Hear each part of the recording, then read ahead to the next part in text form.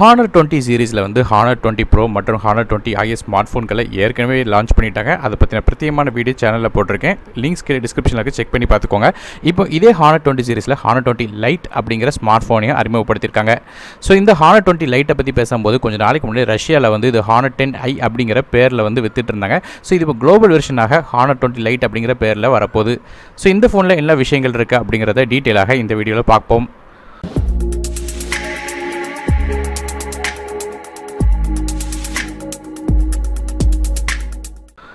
முதல்ல இந்த Honor 20 Lite பற்றி பேசும்போது இந்த ஃபோனில் இருக்க டிஸ்பிளேலேருந்து ஆரம்பிக்கலாம்.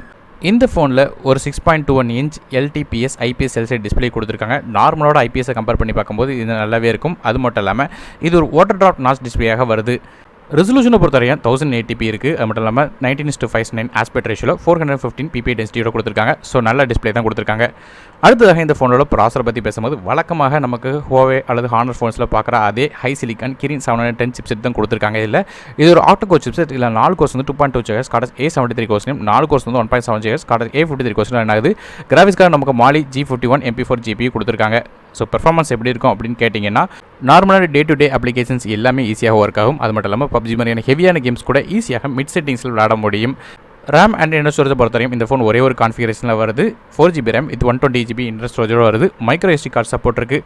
அப் டு 1 TB வரையும் எக்ஸ்டெண்டர் பண்ணிக்கிட முடியும். ஆனால் இது ஒரு ஹைப்ரிட் சிம் செட்டாக வர காரணத்தினால 2 சிம் கார்டு அப்படி இல்லைனா ஒரு சிம் ஒரு micro SD card at a டைமில் யூஸ் பண்ண முடியும்.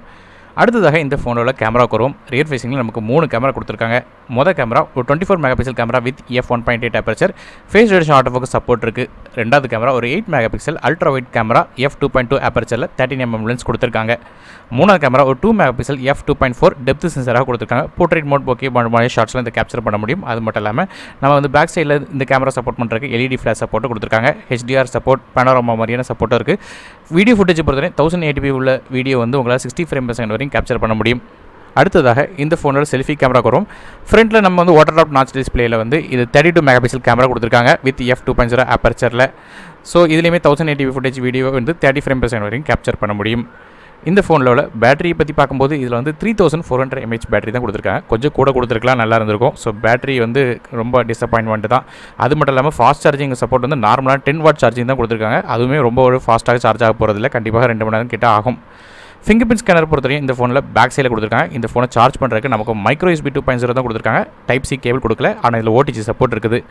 மற்றபடி NFC சப்போர்ட் இருக்குது. ப்ளூடூத் வெர்ஷன் பொறுத்தவரையும் 4.2. அது மட்டும் இல்லாமல் டூயல் பேண்ட் வைஃபை சப்போர்ட் இதில் கிடையாது.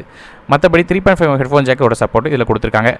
இந்த ஃபோனோட OS பொறுத்தவரையும் Android 9.0 பையில் வந்து EMUI 9 இன்டர்ஃபேஸில் ரன் ஆகிட்டு இருக்குது. கடைசியாக இந்த ஃபோன் வந்து ப்ளூ, ரெட் மற்றும் பிளாக் அப்படிங்கிற 3 டிஃப்ரெண்ட்டான கலரில் கிடைக்கும் சொல்லி எதிர்பார்க்கப்படுது. அது மட்டும் இல்லாமல் ப்ரைஸிங்கை பற்றி பார்க்கும்போது இந்த ஃபோன் வந்து €300 யூரோப்பில் வந்து சொல்லியிருக்காங்க. இது இந்திய மதிப்பில் கன்வெர்ட் பண்ணி பார்த்தோன்னா கிட்டத்தட்ட 23,000 வருது.